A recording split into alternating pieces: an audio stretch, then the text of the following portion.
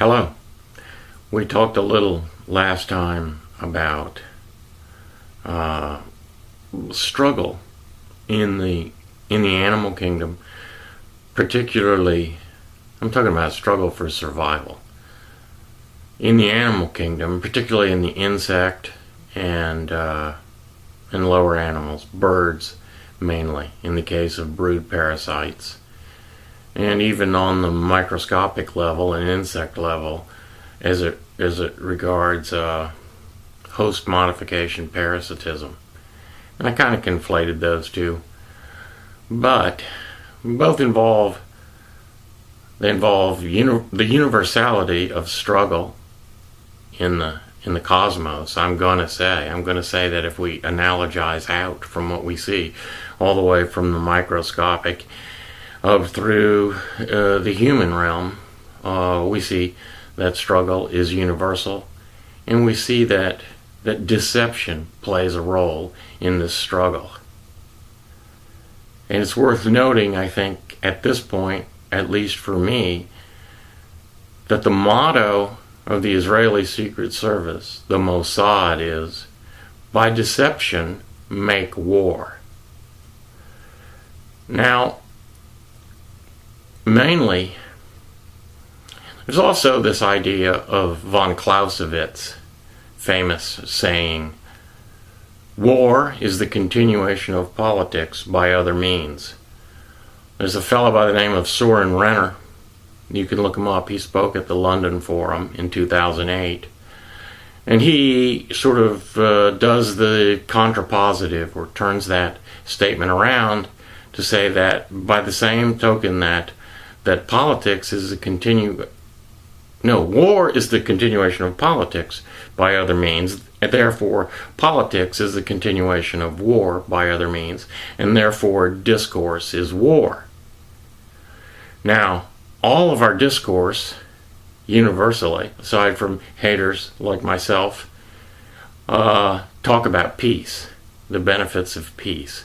Well, if discourse is war, and war by deception, then we know that all this talk about peace is actually a method of waging war. Now,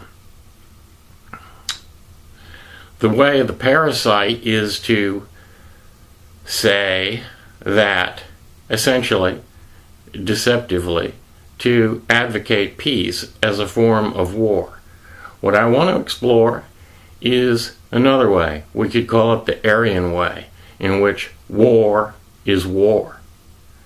Now, I listened to an Indian scholar define the word Aryan, and she defined it as the noble ones who fight each other. And that seems to be, I think that's generally the case of in what's portrayed in the Bhagavad Gita. The symbol that's associated with that Aryan culture is the swastika. So I want to look at the swastika, and I want to talk to you about it. I have one here. It's one that I made. I made it. So you can see that? It rotates in there. This is carved into wood. I'll ask you to note that the swastika, I think, is not part of the swastika, is the circle in which it's enclosed. And I sometimes think of this like a bearing inside here. And this, you know what this is called in the case of a bearing? It's called a race.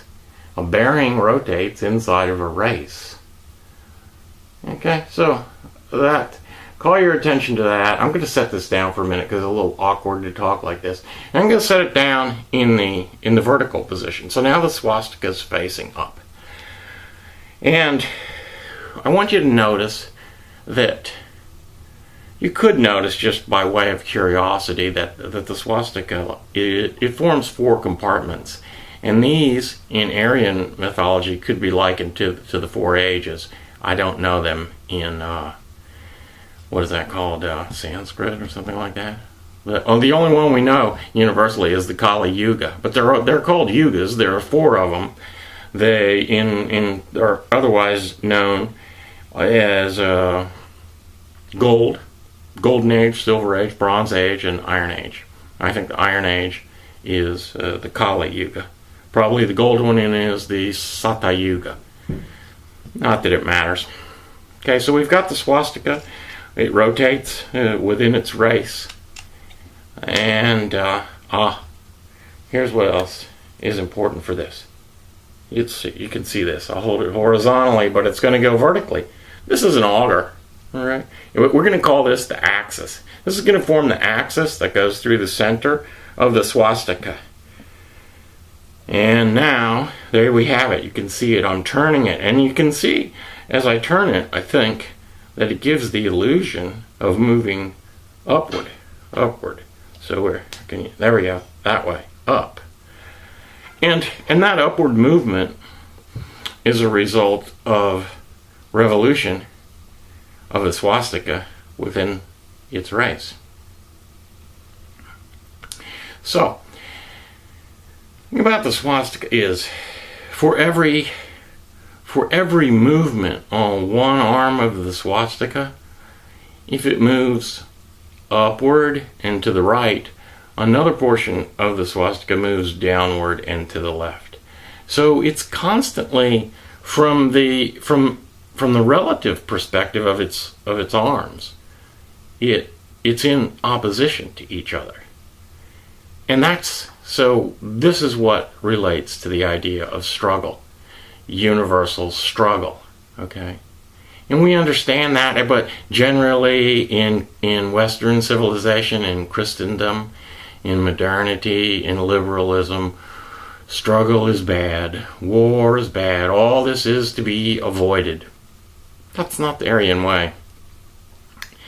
That's not the Aryan way at all, because when that happens, there's no movement in the swastika, and therefore there's no upward propulsion. There's no evolution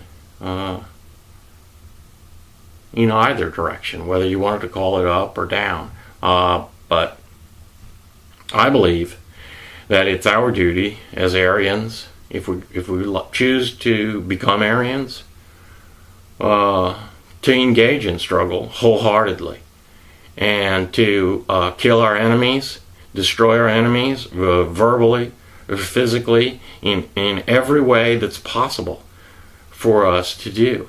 And a lot of times it's not going to be on this level of this, which I call the temporal plane or the XY plane. You're often not going to know. You become demoralized when you don't understand that. You just fight day in and day out and year out, and it seems sometimes like nothing ever comes from it. Okay, but when you understand the Z-axis, this axis of the struggle, then it should give you some motivation. I hope it does me when I think about it this way. And this relates to Hegelian dialectics, tertiary synthesis, basically.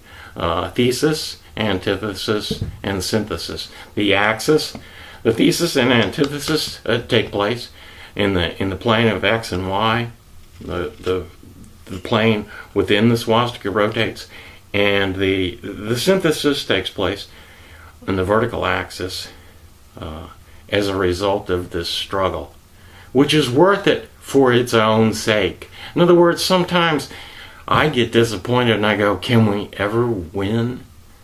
To be honest with you, I don't think so. I think struggling is winning.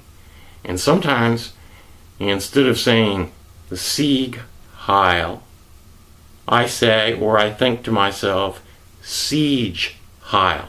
Hail the siege. Hail the struggle. Fighting is winning.